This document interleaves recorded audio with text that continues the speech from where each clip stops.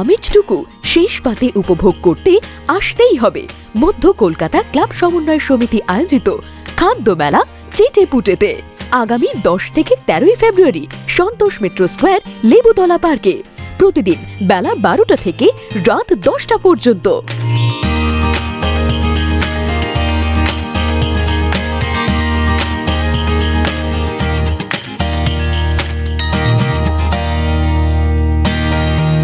চেটেপুটে যা দেবে অঙ্গে তাই যাবে সঙ্গে।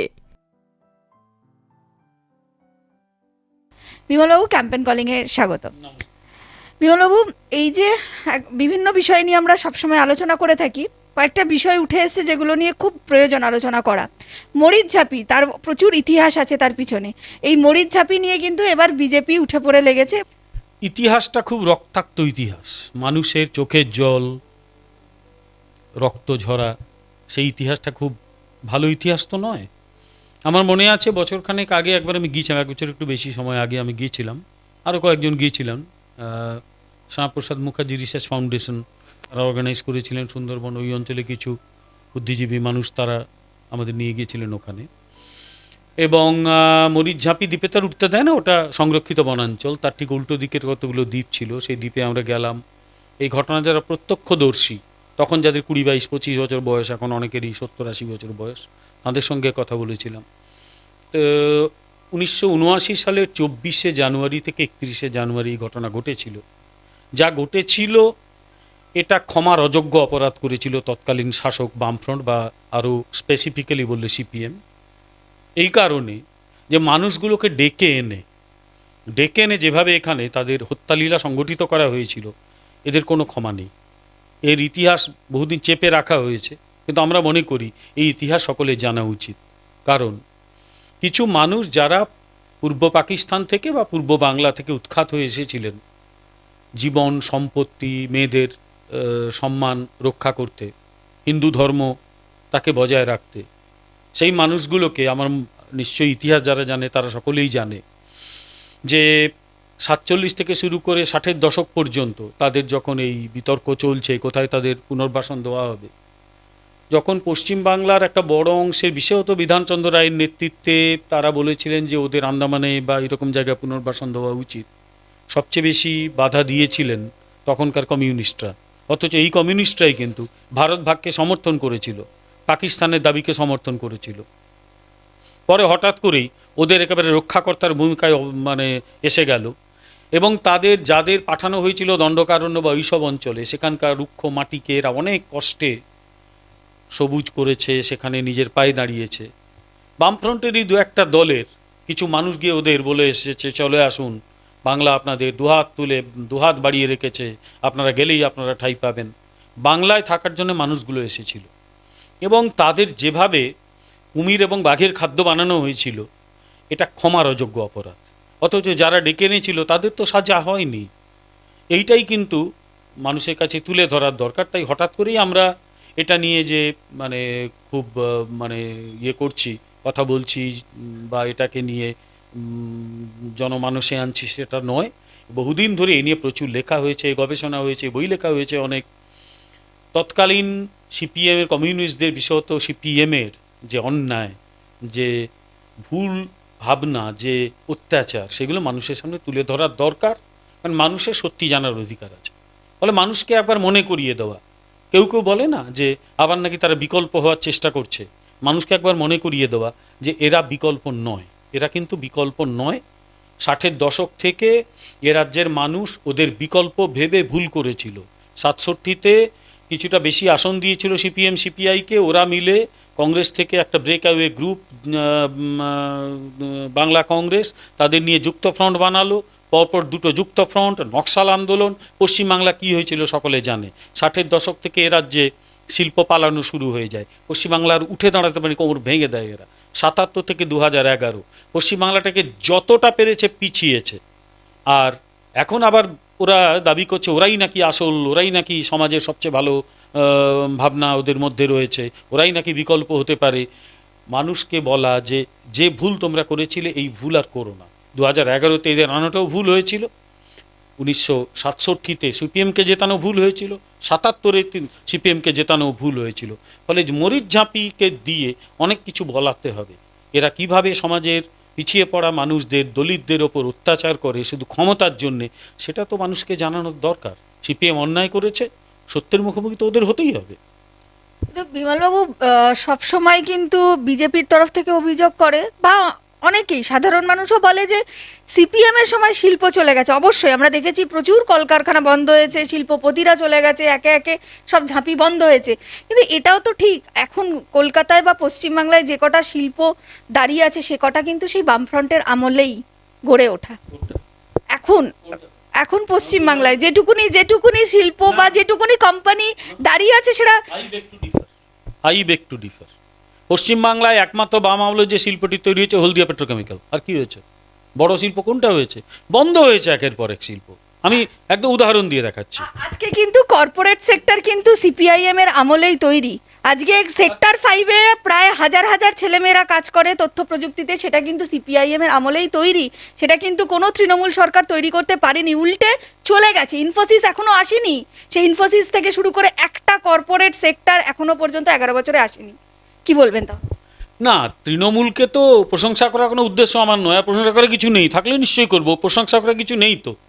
কর্পোরেট সেক্টর মানে এখানে আইটি সেক্টরটা খোলা হয়েছিল, কারণ তখন আইটি ইন্ডাস্ট্রি ফ্লারিশ করেছে। এরাই তো কিন্তু 60-এর দশকে কম্পিউটার ঢুকতে বাধা দিয়েছে, এখানে কমিউনিস্টরা বাধা দিয়েছে। এই কিছুদিন আগে একটা ফেসবুকে ভাইরাল হয়েছে, এক ভদ্রলোক বাইরেই উনি কাজ করেন, উনি এসেছিলেন, বললেন কিচ্ছু নয়, একটা মেশিন ইনস্টল করতে এসেছিল। তখনকার নেতারা, বাম নেতারা এসে ঘেরাও করলো চারদিকে, এখানে কম্পিউটার কেন আনছেন? বলে এইটাই তো চলতো পশ্চিমবঙ্গে। আমরা কেন বারবার কমিউনিস্টদের কথা বলি? 67-তে ক্ষমতায় আসার পর এদের টার্গেট ছিল এরা ভূমি সংস্কার করবে, করতেই পারে, ভূমি সংস্কারে কোথাও বাধা নেই। কিন্তু ওরা যেটা করলো, কতগুলো ভুল পলিসির জন্য এখান থেকে শিল্প পালিয়ে গেল। যুক্তফ্রন্ট সরকার সিদ্ধান্ত নিল, তখন সরকারটাকে ইউনাইটেড ফ্রন্ট বা যুক্তফ্রন্ট সরকার বলতো। প্রথম যুক্তফ্রন্ট 69-এ, দ্বিতীয় যুক্তফ্রন্ট হয়েছিল। প্রথম যুক্তফ্রন্ট সরকার বলল কোনো গণতান্ত্রিক আন্দোলনে পুলিশ যাবে না। আচ্ছা, গণতান্ত্রিক আন্দোলন, Democratic movement was not defined. ঠিকমতো বলেই তো হবে কোনটা গণতান্ত্রিক আন্দোলন। হলো কি, বিভিন্ন শিল্প কারখানা অফিসে র্যাম্প্যান্ট ঘেরাও শুরু হলো। যারা শিল্প পরিচালক, শিল্পপতিদের কাছে যাওয়ার ক্ষমতা এদের কারণেই, সে বহু দূরের লোক, তাদের মারধর করা শুরু হলো। তারা ফ্যানেটিক্যালি পুলিশকে ডাকলো, আমাদের বাঁচান। পুলিশ বলে গণতান্ত্রিক আন্দোলন আমরা হাত দিতে পারবো না। আচ্ছা, কাউকে কি পাগল কুকুর কামড়ে সেখানে তারপর থাকবে? একের পর এক পালাতে শুরু করলো। আমি তো চ্যালেঞ্জ করছি, 1967 থেকে কিভাবে শিল্প ধ্বংস হয়েছে, আসুক লড়াইতে, আসুক বামেদের সমর্থকরা আসুক, আমি বলবো কটা শিল্প এখানে বন্ধ হয়েছে।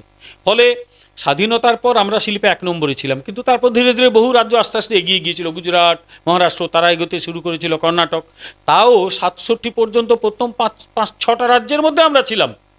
উৎপাদন শিল্প, যেখানে উৎপাদন হতো, প্রোডাকশন হতো, ম্যানুফ্যাকচারিং ইউনিট 67 থেকে চলে যেতে শুরু করলো।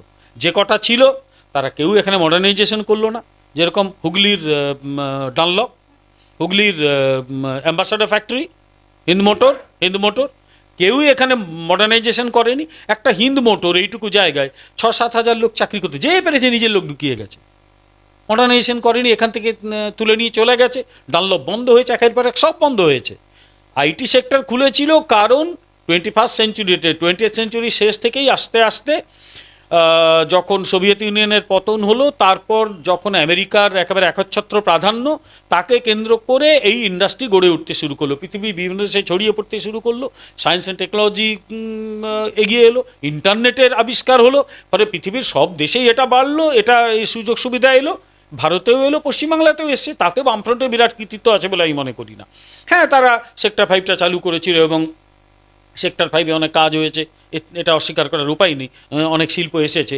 কিন্তু ওরাই করে দিয়েছে, এটা মনে করার কোনো কারণ নেই। ওরা মানে ইনোভেটিভ কিছু করেনি। একটা শিল্পই ওদের আমলে ওরা খুব ভালো করে আনার চেষ্টা করেছিল, হলদিয়া পেট্রোকেমিক্যাল। তাও হাজার গোলমাল ছিল, সেই গোলমালের হাত থেকে কি পুরো মুক্তি পেয়েছে? পুরো তো মুক্তি পায়নি এখনো। তবু আমাদের একটা আশা ছিল 2011 পর ইন্ডাস্ট্রি আসবে, কিচ্ছু আসে, একেবারে ইন্ডাস্ট্রিতে শ্মশান হয়ে গেছে। জয় ব্যানার্জিও কিন্তু তৃণমূলে যাওয়ার জন্য পা বাড়িয়ে আছে, কি বলবেন?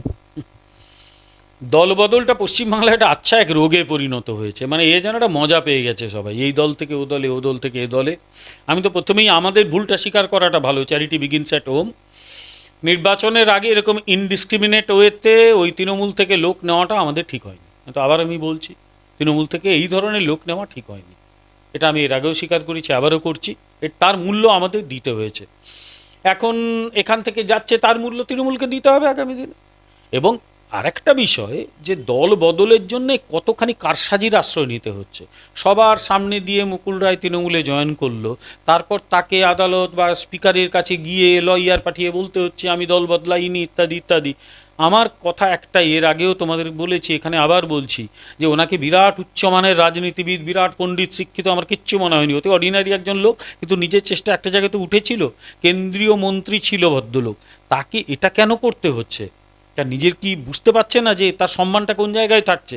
সম্মান থাকলে ছেড়ে দিক না, দিয়ে নির্বাচনে দাঁড়াক আবার। এখন নিজের যদি সম্মানের ইয়ে না থাকে কি করব?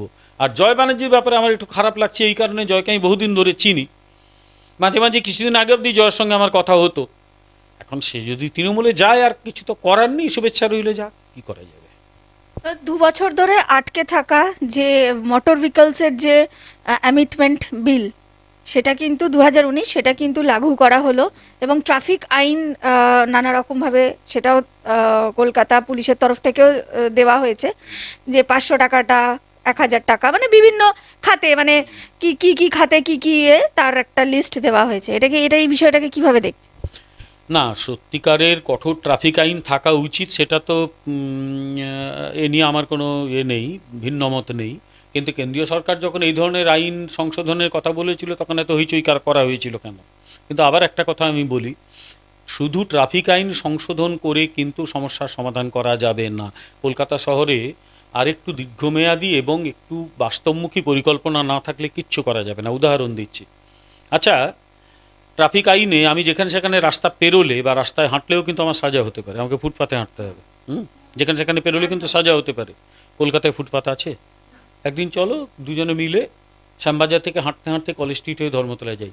সেটা যাওয়ার দরকার নেই, আপনি সাধারণভাবে রাস্তায় হাঁটলেই আপনি 100 মিটার যদি ঠিকঠাক আমরা ফুটপাতে হকার ছাড়া দেখতে পাই, তাহলে যা বলবে আমি মেনে নেবো। ঠিক যেরকম চলো বালিগঞ্জ থেকে হাঁটতে হাঁটতে ইয়ে অবধি চলো কাশবিহারি মোড়, বা সেখান থেকে হাঁটতে হাঁটতে ধর্মতলা, ফুটপাতটা উঠে গেছে, ফুটপাতটাকে তুলে দিয়েছে। এখন যারা ফুটপাতে ব্যবসা করছে তারাও পেট চালাচ্ছে, আমি তাদের পেটে লাথি মারার পক্ষপাতী নই। কিন্তু মাঝে মাঝে তো শুনি এই কথা, এরাও তো বলে যখন পুরসভায় বসে, আমরা ফুটপাতে 3/4 মানুষের জন্য ফিরিয়ে দেবো, মোড় থেকে 100 মিটার কাউকে বসতে দেবো না। কোথায় গেল? কিচ্ছু না। তুমি একবার রাসবিহারী মোড়ে কালীঘাট মেট্রো স্টেশনে যাও, কালীঘাট মেট্রো স্টেশনে মিনিটে মেট্রো চলে, 2 মিনিট 3 মিনিট অন্তর মেট্রো চলে, এদিকে যাচ্ছে ওদিকে যাচ্ছে, 2 মিনিট 3 মিনিট অন্তর কয়েকশো করে লোক উঠছে নামছে, ফুটপাত দিয়ে যাচ্ছে। ওখানে ফুটপাতে যাওয়ার রাস্তা আছে 1 হাত, জাস্ট 1 হাত, চারদিকটা ঘিরে দিয়েছে।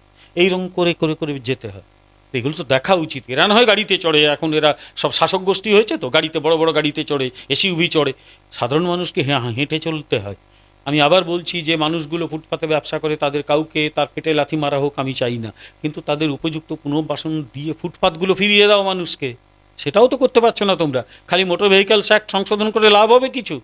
এটা আর কিচ্ছু না। মোটর ভেহিকলস অ্যাক্ট লাভ করে সরকারের এখন পুঁজির অবস্থা খুব খারাপ, সরকারের হাতে টাকা নেই, কিছু টাকা আনার চেষ্টা করছে। কিন্তু ফুটপাতে হকার, রাস্তাঘাটে এই অবস্থা। এখন তো রাস্তায় বাজার বসে, দক্ষিণ কলকাতার রাসবেরি অ্যাভিনিউতে বিকেল 3টে থেকে রাত 8টা অবধি রাস্তার প্রায় 10 ফুট 15 ফুট জুড়ে দুদিকে বাজার বসে। তো রাস্তায় লোকের হাঁটারই জায়গা নেই, ট্রাফিক আইনে কি হবে আমার সন্দেহ আছে।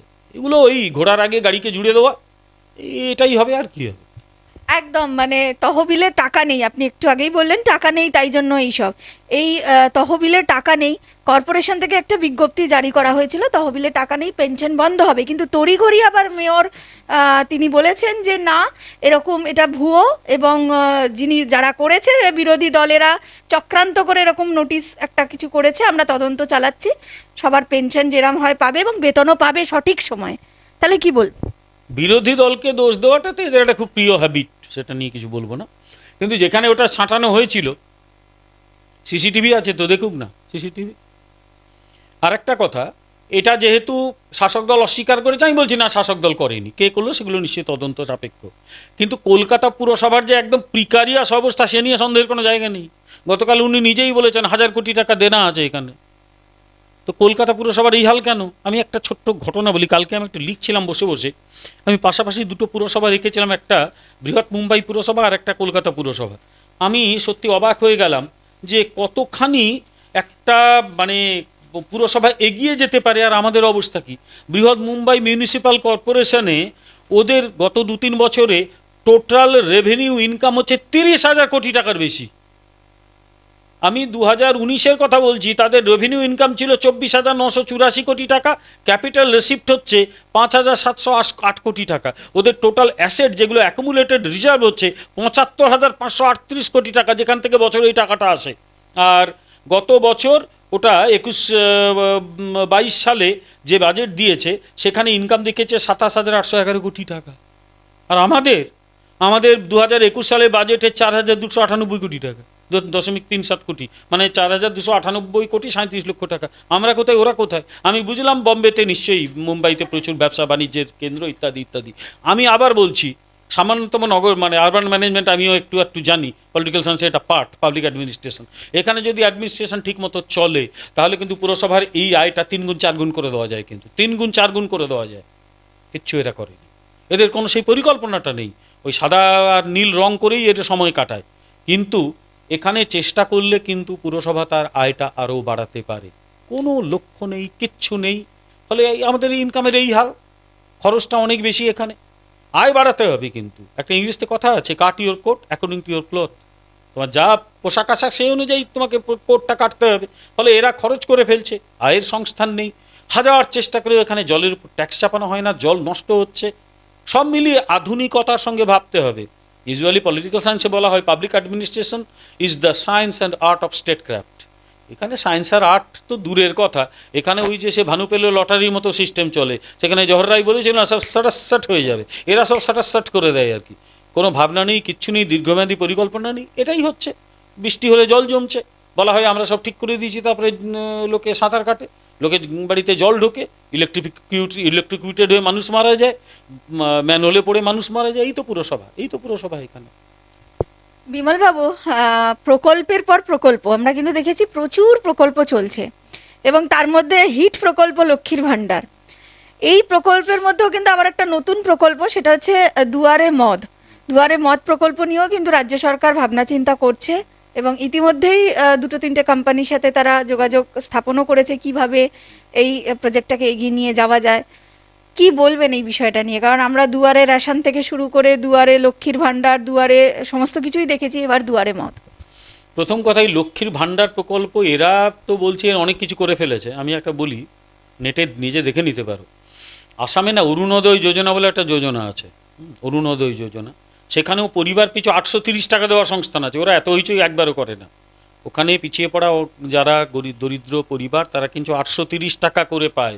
বিশেষত যে পরিবারে বিধবা কেউ রয়েছেন বা দৈহিক প্রতিবন্ধী কেউ রয়েছেন, তাদের অগ্রাধিকার দেওয়া হয়। 2020 সালের নভেম্বর থেকে আসাম সরকার সেটা চালু করেছে। কিন্তু ফলে লক্ষ্মীর ভাণ্ডার নিয়ে এরা করে ফেলছে যেন ভারতবর্ষ আর কেউ কোনো কালে করেনি। এটা কিন্তু নয়, এটা হচ্ছে প্রথম কথা। 2, লক্ষ্মীর ভাণ্ডার প্রকল্প করছি শুধু তারা কালভার্টও বানাবো না, এটাই তো শুনতে পাচ্ছি তো বিভিন্ন জায়গায়। ওই যে কি হয় যেন, সাংগঠনিক বৈঠক না প্রশাসনিক বৈঠক। সাংগঠনিক বৈঠক তার পার্টির ব্যাপার, আমার নিয়ে কোনো সে নিয়ে ভাবনা নেই।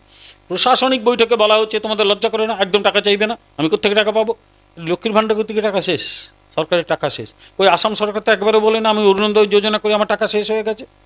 ফলে সরকারের রেভিনিউ আর্নিং নেই, তার কারণ এখানে শিল্প নেই, কিচ্ছু নেই, রেভিনিউ আর্নিং নেই। উপরন্তু খরচ করে গেছে, একের পর এক খরচ করে, মেলা খেলা, একে ভাতা তমুক ভাতা, একে পোষা তাকে পুষতে গিয়ে টাকা পয়সা একদম খরম করে ছেড়ে দিয়েছে।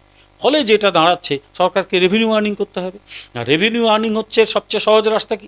মদ বেচো। একদিন যেটা সস্তায় মদ ছিল, মদের দাম কমানো হয়েছিল, এবার দুয়ারে মদ প্রকল্প চালু হয়ে গেল। আমি জানি না আরও কত কিছু দেখতে হবে। দুয়ারে মদ প্রকল্প চালু হয়ে গেল।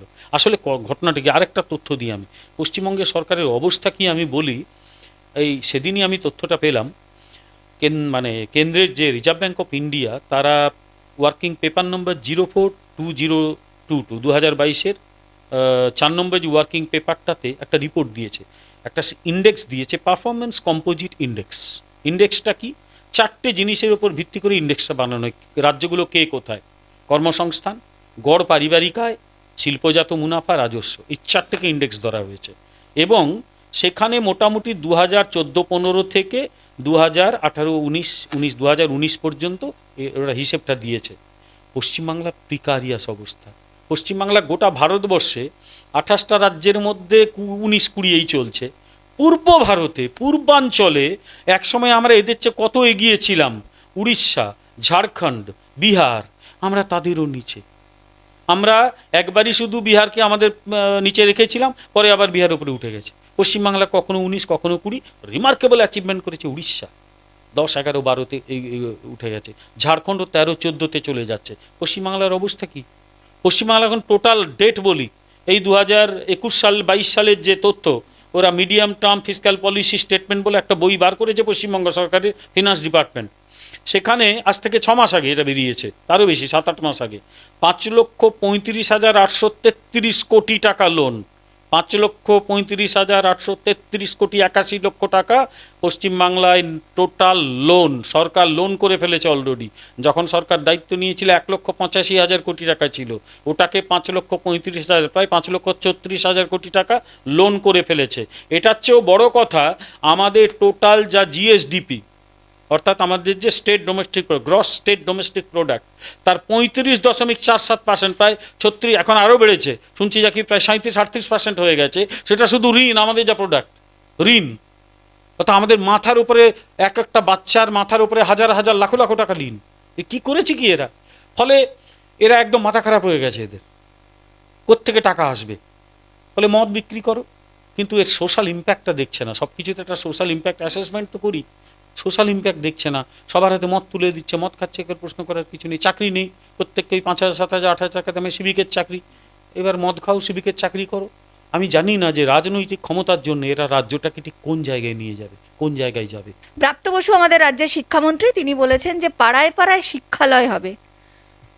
বলেছেন যেভাবে ছোট ছোট এলাকায় শিক্ষালয় হবে, সেখানে খোলা আকাশের নিচে পড়ানো হবে।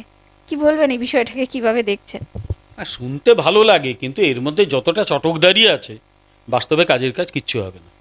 স্কুলগুলোর একটা ইনফ্রাস্ট্রাকচার তো, একটা বাড়ি তো আছে, একটা বোর্ড তো রয়েছে, কিছু চক রয়েছে, একটা বেঞ্চ আছে, ছেলেমেয়েগুলো বসবে, একটা সিস্টেম আছে। এখানে কোথায় রাস্তায় বসে যাবে, সে বসে গেল, তারপর কে ক্লাস নেবে? টিচাররা এসে ক্লাস নিল, ব্ল্যাকবোর্ড আছে, কি আছে, খোলা আকাশে বসবে ওরা। সেরকম জায়গাই বা কলকাতায় আছে সেরকম জায়গা বসানোর পার্কের মধ্যে? ক্লাস মানে প্রি প্রাইমারি থেকে ক্লাস 10 বা 11, 12 অবধি সময় আছে, জায়গা আছে। ফলে এগুলোই আমি বললাম, এর চটকদারি একটা হয়তো ভ্যালু আছে, কিন্তু বাস্তব ভ্যালু কিচ্ছু নেই।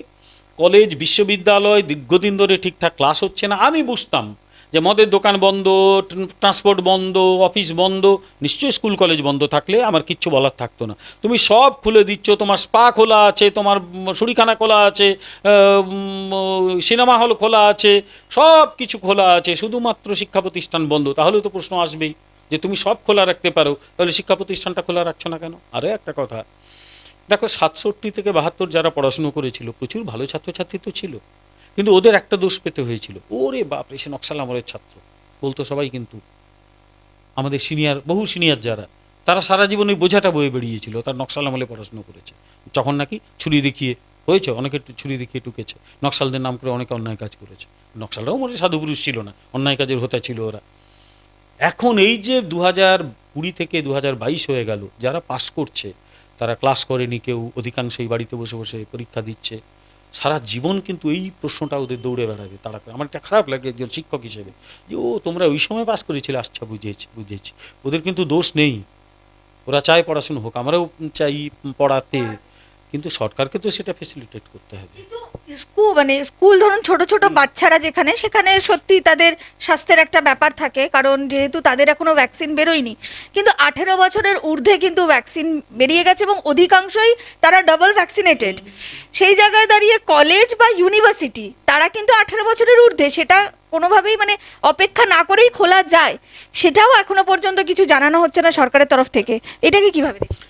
না, এটা তো অনেকদিন ধরে আমরা বিভিন্নভাবে বলেছি যে কলেজ, বিশ্ববিদ্যালয়, এমনকি স্কুলও ছোট বাচ্চাদের মানে কি বলবো, সেই রকমভাবে হ্যাঁ আক্রান্ত কেউ হতেই পারে, কিন্তু তাদের তো এই মারক ব্যাপারটা অতটা হবে না। উপরন্তু এখন যে নতুন এটা এসছে, প্রজন্মটা এসছে, ওমিক্রন কেন, এমনি যাদের হচ্ছে, মৃত্যুর হার খুবই কম, প্রায় নেই বললেই চলে, খুবই কম। ফলে সরকারকে এটা ভাবার দরকার ছিল। আমার প্রশ্ন হচ্ছে, তুমি এখানে প্রচুর মানুষকে পুজোর সময় গ্যাদারিং করতে দিলে, অ্যালাউ করে দিলে। প্রচুর মানুষকে তুমি বর্ষ শেষের পার্টি করতে দিলে, নিউ ইয়ারের পার্টি করতে দিলে। ওখানে কেউ এমপি ফুটবল ক্লাব করছে, কেউ জলসা করছে, সেগুলো করতে দিলে। তারপর হঠাৎ করে বলে সব বন্ধ হয়ে গেল। মানুষ তো ক্রমশ প্রশ্ন করতে শুরু করেছে যে এই পলিসিগুলো কেন। আসলে আমি আগেই বললাম না, জনপ্রশাসন চালাতে গেলে কতগুলো নিয়ম মেনে চলতে হয়। আমি যা খুশি তাই করব, এতে আর যাই হোক জনপ্রশাসন কেউ দাবি করতে পারে আমি ঠিকঠাক চালাচ্ছি, কিন্তু যখন সমস্যা হয়, চ্যালেঞ্জ হয়, তখন বোঝা যায় প্রশাসনটা কতখানি পলকা। তাই হয়েছে, চ্যালেঞ্জে প্রশাসন স্টে করতে পারছে না। সময় শেষ প্রশ্ন, যে কুড়ি থাকবে কিন্তু ফুল ফুটবে না, পাতাও হবে না বলেছেন অনুব্রত মণ্ডল, কি বল? আরে ওই একটা লোক কি বললো, আমার ওটা নিয়ে বলার কিছু নেই। ও সিবিআইকে আগে সামলাক, সিবিআই অলরেডি ডেকে পাঠিয়েছে, এখন নাকি বলছে আমার শরীর খারাপ, তাই তো বলছে নাকি শুনলাম। তাহলে আগে সিবিআই সামলাক, তারপর। এখন এই আমাদের রাজ্যে একটা অদ্ভুত ব্যাপার হয়েছে, কেউ নোংরা কথা বলে সে নাকি শিল্পী, কেউ না সিবিআই 5 বার ডেকে পাঠায়, দিয়ে নিয়ে জেরা করে সে একজন বড় চিত্রশিল্পী, একজন পাবলিককে নোংরা ভাষা বলে সে একজন গায়ক। এই সব আমাদের এখানে সব অদ্ভুত অদ্ভুত কাণ্ড। আর যার কথা বললে সে তো লোককে বোমা মারতেই মানুষকে শিখিয়েছিল। বলে এদের কথা গুরুত্ব না দেওয়াই ভালো, এই সব ফালতু লুম্পেন সংস্কৃতি শাসক দলকেই পোষায়, আমার পোষায় না। অসংখ্য ধন্যবাদ বিমলবাবু, এত ব্যস্ততার মধ্যে সময় দিলেন।